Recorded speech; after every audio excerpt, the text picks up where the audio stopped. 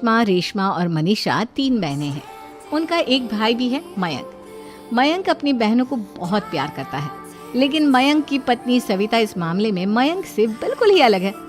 वो अपनी ननदों का जितना बुरा कर सकती है उतना बुरा करती ही रहती है और अपनी ननदों पर हुक्म भी चलाती है।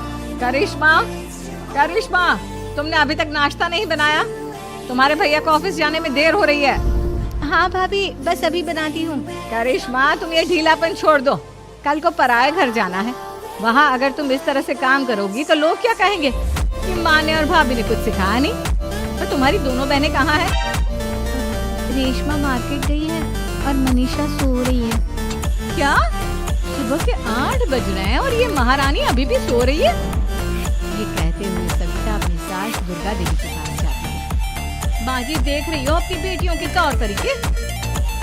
क्या हुआ बहू, सुबह सुबह क्या कर दिया मेरी बेटियों ने? अरे एक तो अभी अभी उठकर किचन में गई है, दूसरी सुबह सुबह बाहर चली गई और तीसरी अभी तक सो रही है। क्या करूं मैं इन तीनों का, मैं तो परेशान हो गई हूँ। जा जाकर उठा उसे और रेशमा से मैं बात करती हूँ। सविता सीधा मनीषा के कमरे में जाती है और उससे कहती है, महारानी जल्दी उठो, सूरज सर पर आ गया है। भाभी थोड़ी देर और सोने दो ना, मैं रात को लेट सोई थी। वो क्या ना यूनिट टेस्ट चल रहे हैं। शराफत से उठती है या नहीं, या फिर पानी की भरी बाल्टी डालूं तेरे ऊपर? नहीं नहीं भाभी, मुझे बिस्तर में नहीं लाना, उठती हूँ मैं। मनीषा जल्दी से उठकर बाथरूम में चली जाती है। सभी आराम से बैठकर नाश्ता कर रहे होते कि तभी रेशमा बाजार से हाथ में सामान लिए आ जाती है। रेशमा को देखते ही सविता उस पर बरस पड़ती है। लो, आ गई महारानी। ऐसा भी क्या सामान लाना था जो सुबह आंख मलते ही बाजार की तरफ रवाना हो गई? भाभी, कल आप ही तो चीख रही थी कि घर का सारा सामान मुझे ही लाना पड़ता है, घर में किसी को भी किसी काम से कोई लेना देना नहीं है। अब मैं बाजार जाकर सामान ले आई तो आपको इस बात से भी तकलीफ हो रही है? देख रही हो माँ जी, अपनी बेटी की जुबान कैंची से भी तेज चलती है। और मयंक, आप तो कुछ कहेंगे नहीं अपनी लाडली बहन को। रेशमा, अपनी भाभी से ऐसे बात नहीं करते। चलो माफी मांगो। भैया, मैं क्यों माफी मांगू? आप भाभी से बोलिए ना कि हम पर कम हुक्म चलाया करे। हम इस घर की बेटियां हैं और आपकी पत्नी की ननद है, नौकरानी नहीं। लो कर लो बात। इनकी भलाई के लिए कुछ भी बोलो तो इन्हें बुरा लग जाता है। इस घर में यही इज्जत है मेरी। देख लो माँ जी, आपकी बेटी किस लहजे में मुझसे बात कर रही है। सविता वहाँ से चली जाती है। मयंक को बहुत गुस्सा आता है, वो भी वहाँ से चला जाता है। फिर करिश्मा रेशमा को समझाती है। रेशमा, तुम्हें भाभी से माफी मांग लेनी चाहिए थी ना। लेकिन दीदी, मैंने कुछ किया ही नहीं तो मैं माफी क्यों मांगू? हाँ क्या रेशमा दीदी, रेशमा दीदी जैसे ही घर में आई भाभी ही उन पर चिल्ला रही थी। हाँ, मैं मानती हूँ कि गलती भाभी की थी। मैं तो इसलिए बोल रही हूँ कि भाभी ने माँ को तो पूरी तरह अपने वश में कर लिया है। वो हमारी बात सुनती ही नहीं। मयंक भैया हमारे लिए हमेशा खड़े रहते हैं, इसलिए उनकी बात का मान तो तुम्हें रखना चाहिए था ना। कोई फायदा नहीं दीदी, कुछ दिनों की बात और है, भाभी उन्हें भी हमारे खिलाफ भड़का देंगी। फिर वो भी माँ की तरह हमारी किसी बात का विश्वास नहीं करेंगे। इसी तरह सविता अपनी तीनों ननदों को किसी न किसी बात पर परेशान करती रहती थी। एक दिन मयंक अपनी तीनों बहनों के लिए गिफ्ट लाया। करिश्मा, ये तुम्हारे लिए हार का सेट। रेशमा, तुम्हारे लिए सुंदर सी ड्रेस। और मनीषा, तुम्हें किताबें पसंद है ना, तुम्हारे लिए किताबें लाया हूँ। थैंक यू भैया। थैंक यू भैया। थैंक यू भैया। करिश्मा, तुम्हारा नेकलेस कितना सुंदर है। ये भैया कहाँ से ले आए होंगे? मैंने भैया को 3 दिन पहले फोन पर ये डिजाइन दिखाया था और आज भैया ये ले आए। सविता तो अपनी ननदों के गिफ्ट्स देखकर जल गई और करिश्मा का नेकलेस तो उसे भी बहुत पसंद आया था। अपनी बहनों के लिए कितना अच्छा नेकलेस लेकर आए हैं। मुझे कभी कोई गिफ्ट नहीं दिया। मैं आज ही ये हार चुरा लूं। रात में सविता करिश्मा का हार चुरा लेती है और इसी तरह उसे अपनी ननदों की जो भी चीज अच्छी लगती वो उसे मांगती नहीं, बल्कि रात के अंधेरे में चुरा लेती। इसी तरह दिन बीतते गए और सविता ने मयंक के दिल में भी उसकी बहनों के लिए नफरत पैदा कर दी। एक दिन मयंक ने करिश्मा और रेशमा के लिए रिश्ता देखा और ये बात उसने घर में सबको बताई। माँ, करिश्मा और रेशमा के लिए बहुत अच्छा रिश्ता आया है। वो लोग कल इन्हें देखने आ रहे हैं। आप और सविता मिलकर सारी तैयारी कर लेना। ये सुनकर करिश्मा और रेशमा खुश हो जाती हैं, लेकिन सविता सोचती है, अगर इन दोनों बहनों की शादी हो गई तो घर और बाहर का काम कौन करेगा? मनीषा तो एक नंबर की कामचोर है, उससे तो किसी बात की उम्मीद लगाना ही बेकार है। मुझे इस शादी को रोकना होगा।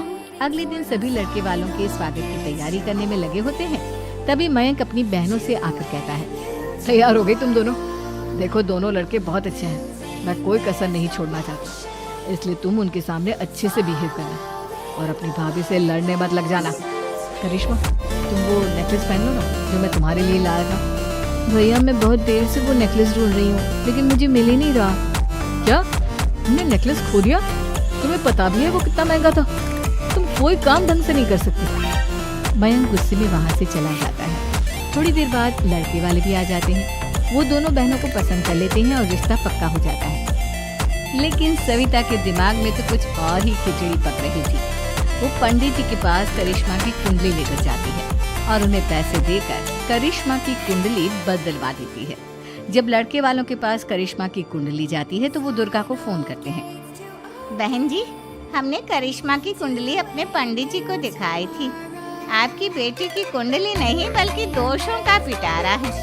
देखिए, मैं और मेरे पति इन सब बातों में बहुत विश्वास करते हैं, इसलिए हम आपकी बेटी से अपने बेटे की शादी नहीं करा सकते। इस तरह करिश्मा का रिश्ता टूट जाता है और सभी घर वालों को बहुत दुख होता है। अब कविता सोचती है, चलो करिश्मा का तो रिश्ता टूट गया, अब रेशमा का भी रिश्ता तोड़ना है।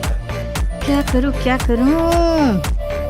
अब सविता आवाज बदलकर किसी अननोन नंबर से रेशमा के होने वाले ससुराल में फोन करती है। हेलो, मैं कौन हूँ कौन नहीं ये आपके लिए जानना जरूरी नहीं। बस इतना सुन लो कि रेशमा का 2 साल से किसी के साथ अफेयर चल रहा है। बस रेशमा का रिश्ता तोड़वाने के लिए सविता का इतना कहना काफी था। अब रेशमा का भी रिश्ता टूट गया। मयंक और दुर्गा देवी ने रेशमा को खूब खरी खोटी सुनाई और उससे बार बार उस लड़के के बारे में पूछने लगी। आप दोनों मुझे क्यों परेशान कर रहे हो? अरे कोई लड़का होगा मेरी लाइफ में तो मैं बताऊंगी ना। जब कोई है ही नहीं तो कहाँ से लाऊं मैं कोई लड़का? तो तेरे होने वाले ससुराल वालों को फोन किसने किया था? माँ, मैं नहीं जानती किसने फोन किया था, मैं सच कह रही हूँ। मैं तो पहले ही कह रही थी इसकी लगाम खींच कर रखो, लेकिन मेरी सुनता ही कौन है। आप चुप रहिए भाभी, ये सब आपका ही किया धरा है। अब तीनों बहनों को विश्वास हो जाता है कि ये सब उनकी भाभी ही कर रही है। तीनों बहनें अपनी भाभी को सबक सिखाने के लिए एक वकील कर लेती हैं और घर में हिस्सा मांगा। देखो भैया, माँ बाप की जायदाद में जितना बेटों का हक होता है उतना ही बेटियों का, इसलिए इस घर के 4 हिस्से होंगे और हमें अपना हिस्सा चाहिए। मैंने तुम्हारे लिए क्या क्या नहीं किया और तुम इस घर में हिस्सा मांग रही हो? भैया, आप और माँ हम बहनों की कोई बात नहीं सुनते हो और भाभी हमारी शादी नहीं होने देगी क्योंकि उन्हें लगता है कि आप हमारी शादी में ज्यादा पैसा लगाओगे और उन्हें हम जैसी फ्री की नौकरानी कहाँ मिलेगी। तो हम भाभी के साथ तो रह नहीं सकते, हम बहनों को अपना हिस्सा चाहिए। अरे तुम्हें शर्म आनी चाहिए अपनी भाभी पर ऐसा इल्जाम लगाते हुए।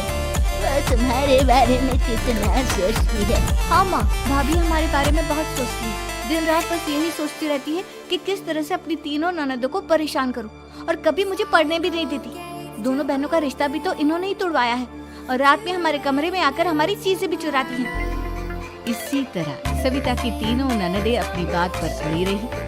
अब कोर्ट में तारीख भी शुरू हो गई। जब सविता को लगा कि उसकी तीनों ननद इतनी आसानी से नहीं मानने वाली, तो उसने अपने पति और सास को सारी सच्चाई बता दी और अपनी तीनों ननद से माफी मांगी। मयंक और दुर्गा को भी अपनी गलती का एहसास हो गया। अब सविता खुद करिश्मा और रेशमा के लिए अच्छा रिश्ता ढूंढती है और उनकी शादी करवाती है।